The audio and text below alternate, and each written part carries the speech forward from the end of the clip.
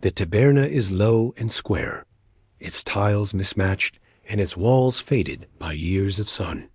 The entrance is flanked by two small oil lamps. One flickers, the other has long since gone out. You step through the arched doorway and into a room where the air seems to press down on you. The ceiling is low. The walls are of rough stone, still faintly warm from the heat of the day. Above, wooden beams creak under the weight of time. The room smells of smoke, old wood, and wine that has turned slightly bitter from long exposure. There is no music here. No background hum. Only the scrape of bowls against stone tables, the murmur of tired voices, and the occasional clink of a coin exchanged for something barely edible.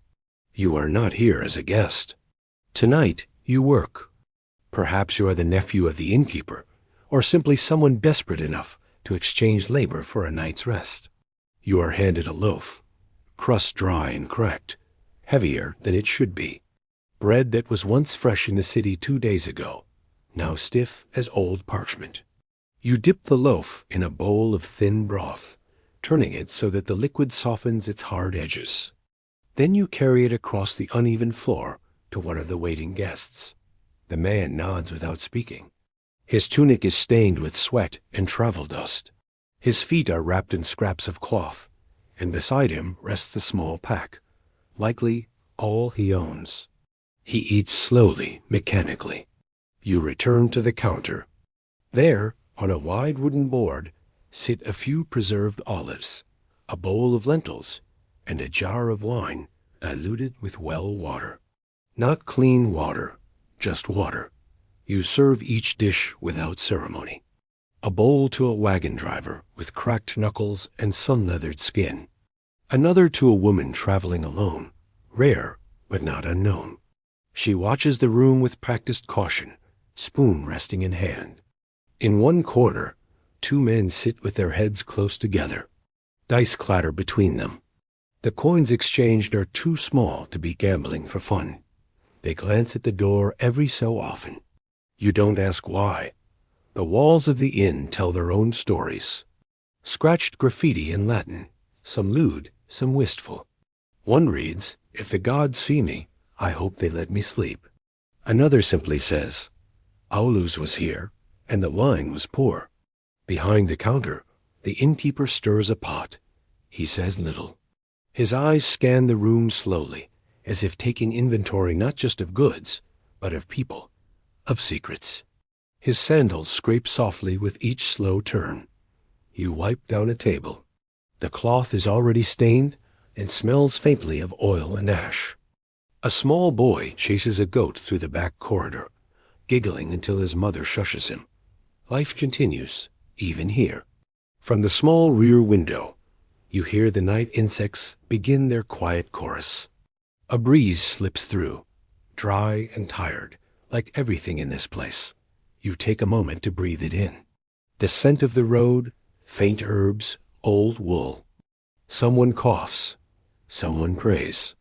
Someone in the back softly hums a lullaby in a language not Latin, perhaps Gallic, or Illyrian, and then silence again. You hand out one more dish. You wipe one more table. Your hands are covered in crumbs, your back stiff. But in the dull glow of oil lamps and half conversations, you begin to understand something.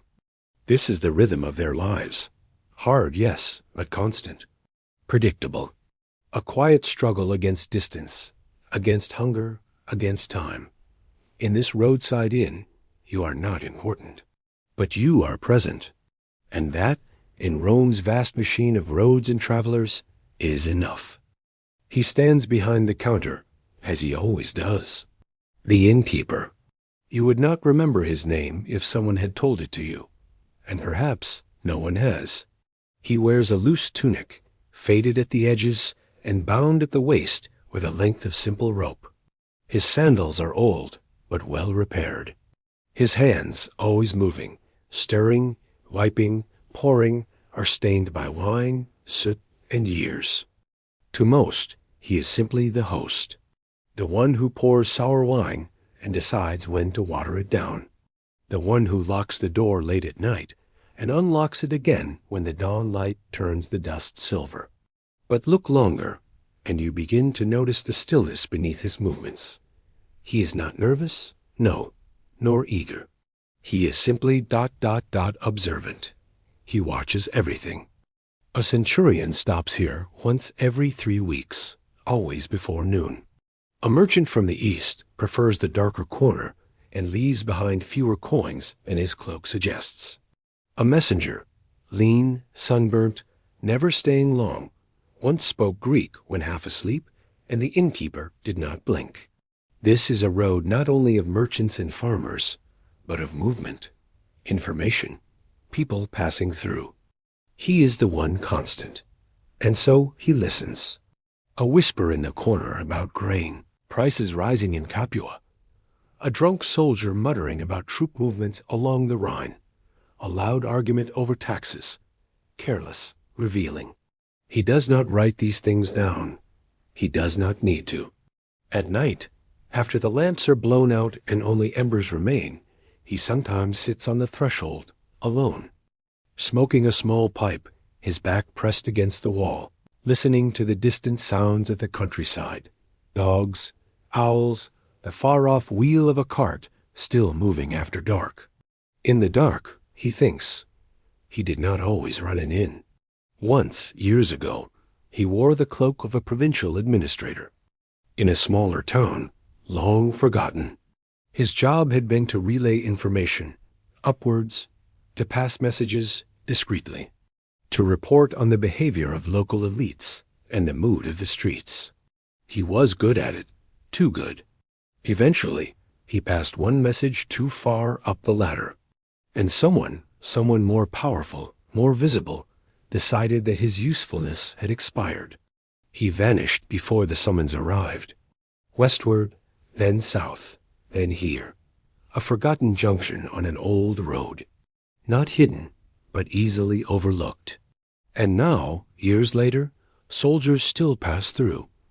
Messengers still stop to drink. Senators' aides, dressed plainly to avoid attention, still find themselves here, sipping thin wine and asking the wrong questions. And the innkeeper? He remains still, pouring, stirring, smiling. But sometimes, when the night grows too quiet and the guests are deep in their dreams, he rises. He walks to a small locked chest behind the rear wall. It is not where he keeps coins. It holds letters, some opened, some sealed. One, in particular, is addressed to no one, written in code and unfinished. He no longer sends reports. But the habit never left him. Last winter, 2 travelers stayed for 3 nights. They claimed to be traveling musicians, but they had no instruments. They kept to themselves. They paid in full. And when they left, he noticed the faint pattern of boots military in style, and the peculiar absence of dust on their packs, as though they had not walked far at all. He said nothing. But a week later, when the same centurion passed through, the innkeeper casually mentioned the entertaining pair that had stopped by, musicians, perhaps, or scouts. The centurion said nothing. But later that night, he left a coin on the counter, more than the cost of his meal, and nodded slowly. That was the end of it. The innkeeper has no loyalties now, not really. But he knows that silence has a price, and information, a different one. He trades in both, when needed. Carefully, quietly. He speaks little, but he hears everything. And when you ask him, as many do, how long he's been here, he will shrug. A long time, he'll say. Or sometimes, since before the stones began to sink. He doesn't mean the road. He means Rome. For while emperors rise and fall, and legions march and retreat, and maps are redrawn again and again, the road remains. And at its edges, the watchers, the listeners, the quiet men with wine-stained hands and the patience of dust. Let us now step away from the warmth of the taberna, and out into the open road, under a broad Roman sky, where travelers pass, winds shift, and history quietly sleeps beneath stone and soil. Imagine yourself walking along the Via Appia. It is early morning. The light is soft, and the shadows are still long. You can hear the rhythmic clop of a mule's hooves ahead, and the distant rustle of wind passing through cypress trees lining the horizon. The stones beneath your feet are worn smooth by centuries of passage. Wheels, sandals, boots, paw, all leaving their mark. Every few hundred paces, you pass a familiar figure, the milestone, milarium in Latin. They are unassuming at first glance. Cylindrical, often about shoulder height. Made of stone, sometimes local, sometimes imported. Carved with neat serifed letters. They usually mark distance. 12 miles to Rome, 3 miles to Capua, but they also carry more than numbers. They often carry names of emperors, of builders, of those who commissioned the road or repaired it. At a glance, they are monuments to infrastructure. But some were more.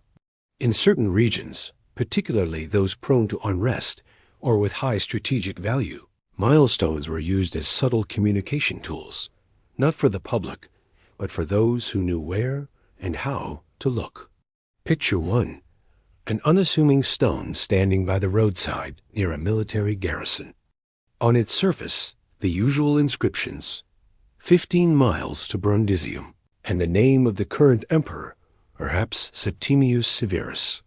But below, faintly etched in a second hand, nearly invisible unless the light strikes it right, is a different mark. A simple character, perhaps Greek, perhaps Punic, or an unusual number, inverted or too perfectly centered. These were signposts of shadow, marking safe rendezvous points, hidden supply caches, or instructions known only to couriers and spies. Roman intelligence, you see, was quietly sophisticated. The frumentarii, originally grain officers, had become imperial couriers and agents, collecting information, watching governors, ensuring loyalty. They traveled quietly, avoiding attention, and their network stretched far, often using infrastructure as cover. Sometimes a milestone would be deliberately shifted, moved slightly, less than a foot, but enough that a trained eye would notice, confirming that a package had been picked up, or that it had not. A small pile of stones nearby might be arranged in a pattern, a crescent, a triangle, a line. Messages passed with no words, no paper. And occasionally, when absolutely necessary, inside the milestone itself, something would be hidden. Hollowed milestones are rare, but they exist. Some bore narrow cavities, expertly carved and sealed again with stone or wax, concealed behind a layer of plaster that could be pried loose only with the right tool. Within, a tightly rolled scroll, a ring, a signet, or a coin stamped with a unique mark. Evidence, proof, instructions. They were not meant to last forever. The information hidden inside was to be collected swiftly, then the cavity resealed or the stone replaced. But a few, just a few, were forgotten. Roads rerouted, garrisons abandoned, wars ended, and the stones remained. Archaeologists have occasionally stumbled upon these strange anomalies, milestones with internal cavities or mismatched segments. In one case near modern-day Tarragona, Spain, a milestone was found to contain a rusted dagger and a bronze medallion with no known insignia. Another near Aquileia was later determined to have been repurposed, the original inscription chiseled away and replaced, but tiny scratch marks within hinted at previous alterations. Of course, not all were used for espionage. In some remote villages, milestones took on spiritual or local significance. Farmers left offerings at their base, a few grains, a coin, a pinch of salt, hoping for safe travel or good fortune. Children played games, hopping from one to the next. Lovers carved initials on their backs. Time passed, and they became silent witnesses to everyday life. And yet, even in silence, they communicated. They told stories of Roman ambition, straight roads cutting through forests, marshes, mountains. Stories of pride, with emperors inscribing their names again and again to remind travelers who had built the path. Stories of permanence, too, for many of these milestones remain standing today, tilted slightly, moss-covered, their messages worn but not erased. Now, imagine standing by one. The road is quiet. The sun is high now, and the heat is rising. You run your fingers over the stone. You feel the grooves, Latin letters fading but present. You squint, and just below, you see a faint line, not quite natural, almost intentional, almost a mark. You'll never know what it meant, but someone did. Long ago, they would have known the meaning instantly, and whether it meant safety or danger, welcome or warning. And then they would have kept walking, never glancing back, for the road had many secrets. And the stones remembered all of them. Let us now travel further down the Roman road, not as a merchant or spy, but as a silent guest in a world of polished marble, gentle music, and golden light. The journey brings us south, to the Bay of Naples, and to Pompeii, a city suspended forever in time. Before the ash fell, before silence blanketed its streets, Pompeii was alive, vibrant, chaotic, elegant in its excesses. And at the heart of that elegance were the villas of the wealthy, the patricians, the senatorial elite, those who dined not out of hunger, but out of ritual, prestige, and performance. Tonight, you are not a traveler at a roadside inn. You are a shadow among the colonnades of a senator's estate. The sun has just dipped beyond the sea. The air carries the faint scent of the orchard, citrus, fig, and pine. From within the villa, golden torchlight flickers. Slaves in clean tunics move quickly but quietly, preparing the evening's entertainment. Somewhere, a lyre is being tuned. A flute sings softly. Pebbles crunch beneath sandals as guests begin to arrive. The atrium is wide, with a central basin of still water reflecting the torchlight above. Statues of household gods, Lares and Penates, stand sentinel near the entrance. The walls are painted with vivid frescoes, gods embracing mortals, hunting scenes, mythic battles, not to shock, but to impress. You re-ushered through the peristyle garden, a manicured courtyard of trimmed boxwood and marble fountains, and into the triclinium, the dining room. It's not a table and chairs, but a U-shaped arrangement of couches. The wealthiest recline to the left, guests of honor to the right. Slaves pour wine into bronze craters, mixing it with water. The stronger the wine, the more barbaric the host would seem. This is no place for sour tavern wine. The senator imports his vintage from Falernian vineyards, aged in amphorae sealed with wax and marked with the year of harvest. Its aroma is complex, rich, warm, with hints of dried fruit and smoke. The meal unfolds slowly, in 3 acts. The gustatio, or appetizer, features olives stuffed with herbs, eggs in pine nut sauce, and honey-soaked dates. Conversation here is light, courteous, measured. Compliments are offered, and the senator receives them with a smile that reveals nothing. The prima mensa, the main course, is more lavish. Platters of roasted fowl, peacock, duck, even dormice stuffed with nuts, are laid out beside seafood drawn from the senator's own pools. The centerpiece, a wild boar garnished with garlands of fennel, its mouth stuffed with sausages as a playful display. The guests marvel, not just at the taste, but at the effort, the planning, the expense. And then the secunda mensa, the dessert. It is no less opulent. Sweet cakes laced with honey, cheese flavored with herbs, candied fruits imported from distant provinces, all served with another round of wine, this time sweeter to match the sugar.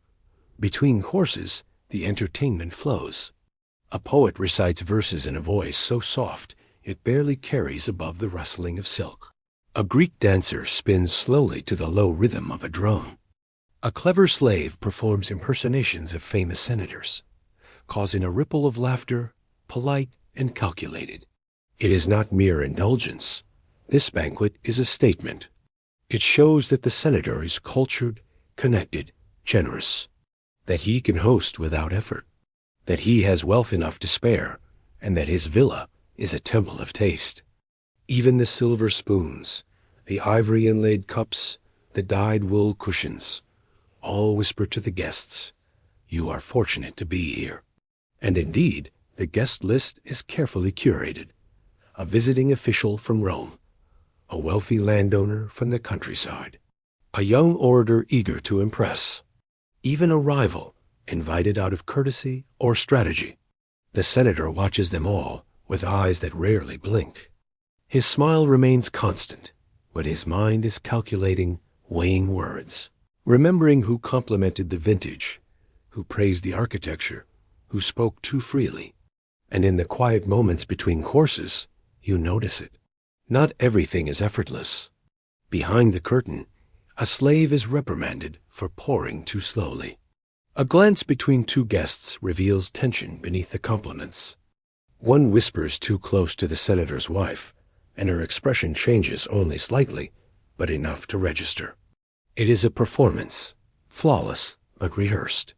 And then, at last, the banquet draws to a close.